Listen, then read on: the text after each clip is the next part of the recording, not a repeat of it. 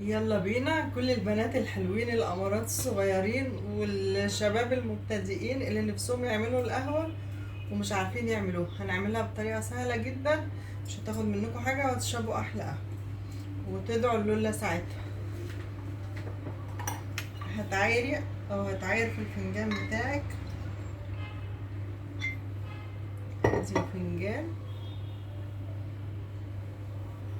حطي في الكنكة. احنا هنعمل فنجانين، ادي فنجان، ادي الفنجان التاني.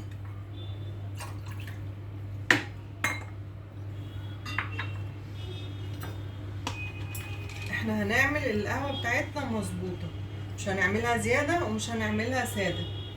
فهناخد لكل فنجان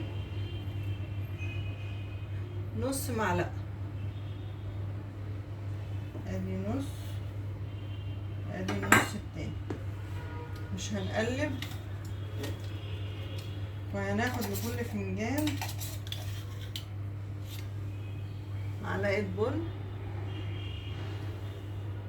مليانة، والبن طبعا حسب اللي بتشربيه او اللي بتشربه. احنا بنحب الفاتح السادة.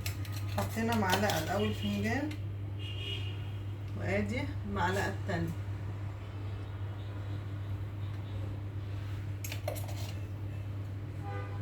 عايز تشربها او تشربيها تقيلة شوية هتزودي شعرة صغنونة على الفنجانين. عايزاها مظبوطة بقى معلقة واحدة لكل فنجان. كل ده على المية من الحنفية، يعني انت ما لا سخناش ولا اي حاجة. هنشغل النار بتاعتنا ونوطي على الاخر.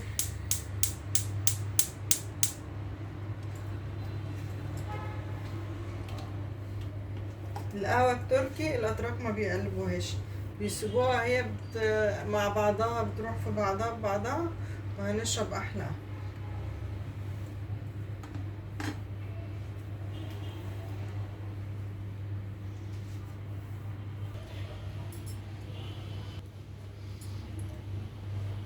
قهوتنا اهي بدأت تعلى، ولا قلبناها ولا اي حاجة، هي دابت مع بعضها. زي ما قلنا كل فنجان عليه معلقة بن مليانة زي ما شفتوها، ونص معلقة سكر، اقل من نص يعني حاجة بسيطة. طبعا اللي عايزها زيادة يزود السكر، اللي عايزها سادة يمنع السكر خالص. القهوة بتاعتنا اهي بتعلى بتعلى. هنشيل ونستنى ثواني عشان ما تفرش مننا، وفي نفس الوقت هنرجعها تاني على نفس النار الهادية عشان تستوي، نتأكد ان هي استوت تماما. طبعا زي ما قلت لكم احنا بنحب البن فاتح سادة، ان احنا بنحب نستطعم البن، ما بنحبش الغامق قوي المحروق ده، بيبقى مرارته زيادة. ربنا يحلي كل ايامكم ويمنع عنكم المر. انا شلتها وحطيتها تاني، خلوا بالكم.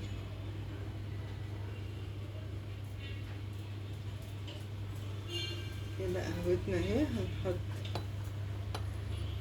شايفين الوش؟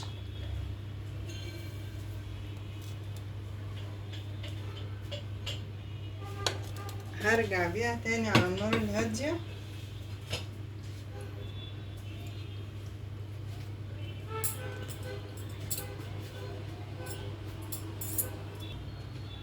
رجعت بيها تاني على النار الهادية بتكمل سواها. كده هناخد اطعم قهوة المحترفين.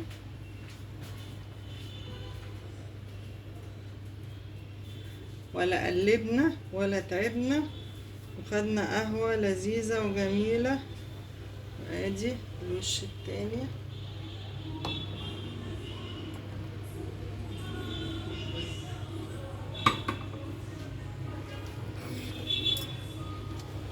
ودي قهوتنا الجميلة. جربوها وقولوا لي رأيكم ايه.